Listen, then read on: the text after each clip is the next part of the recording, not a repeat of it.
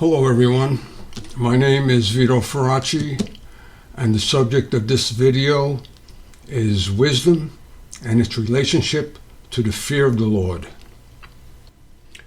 Before we continue, a very important fact must be clearly explained.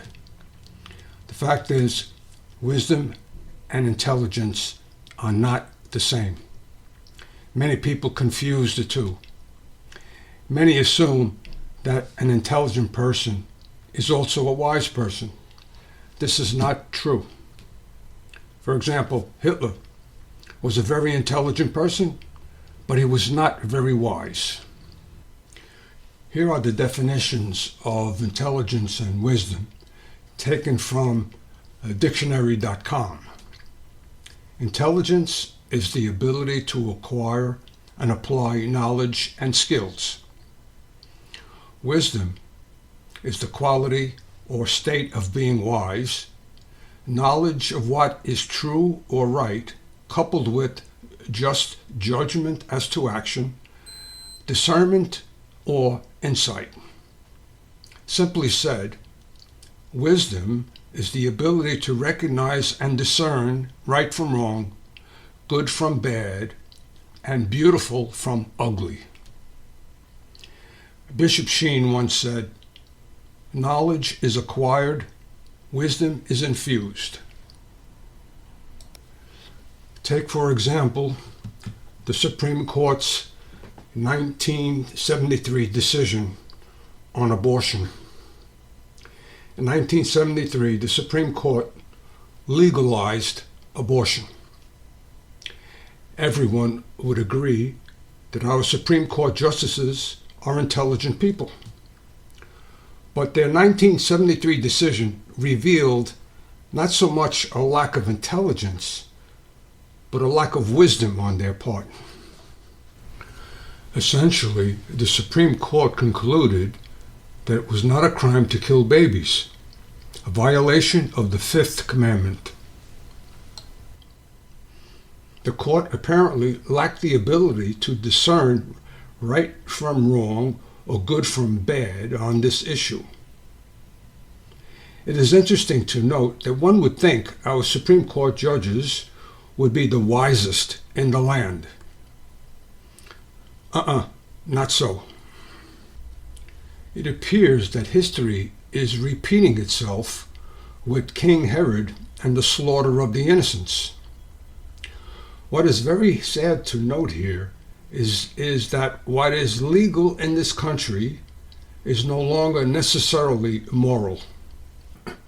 Anyone who has been following non-fake news, if that is all possible, will have noticed that in the past 30 or 40 years, there has been a decline of wisdom, not only in our court systems, but also in our homes, in our government, in our lawmaking and enforcement, in our schools, in our churches, and in our media. It also appears that there has been a decline of wisdom, not just in our country, but in the entire world.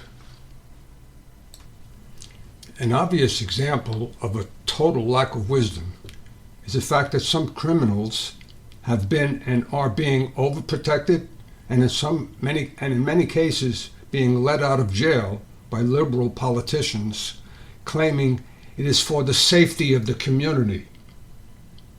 These same liberals also think the police should be defunded. Can you believe this insanity? There are so many other examples of pure lack of wisdom, not just on the part of our politicians, but also on the part of people from every walk of life and from all ages in history. Take, for example, all the insanities, slaughters, destructions, and tragedies of ISIS, Nazi Germany, atheistic communist Russia, and so many other holocausts that have occurred in the history of our world. To cite a complete list of lack of wisdom examples would render any decent person overly depressed in a very short period of time. And very understandably, many good people, after reading this list, would be completely bewildered and say, I do not understand all the craziness that occurred in the past and what is going on today. History has shown us that up until today, throughout the entire world, this lack of wisdom has hindered every nation's ability to clearly recognize and discern right from wrong, goodness from evil. Failure to recognize goodness and or evil is one thing, but what is much worse is to witness something good and or something beautiful and recognize it as evil, or to witness something that is evil and recognize it that it is good. Scripture warns us of such people in Isaiah 5:20, which reads, Woe to those who call evil good and good evil. Additionally, a lack of wisdom can actually lead a person to love evil and hate goodness. A person's love-hate emotions can get completely distorted. Anyone with a bit of common sense would say, this is crazy. How can this happen to a person? The Bible gives the answer. The Bible reveals to us that there is a very intimate relationship between wisdom and the fear of the Lord. The fear of the Lord means to be in awe of His holiness and of His creations, and to give Him sovereign respect. Note that any kind of disrespect of the Lord will inevitably turn out to be a violation against one or more of His 10 Commandments. Psalms 111:10 reads, The fear of the Lord is the beginning of wisdom. Both Proverbs 9:10 and Sirach 1:12 read, The beginning of wisdom is the fear of the Lord. Let us perform an analysis on these two Bible verses using some simple deductive reasoning. Let A equal the fear of the Lord, and let B equal the beginning of wisdom. The above Bible verses can now be read as A is B and B is A. Logical deduction says, if A is B and B is A, then A equal B. Or in other words, A and B are the same. Conclusion: the Bible indicates that the fear of the Lord and the beginning of wisdom are the same. The Bible is telling us that wisdom and the fear of the Lord, or the respect for the Lord, are inseparable. You cannot have one without the other. Saying this in two other ways: A, if there is no fear of the Lord, then there is no wisdom. Or B, if there is no wisdom, then there is no fear of the Lord. As our fear of the Lord declines, so does our wisdom decline. Make no mistake and ponder this statement very carefully.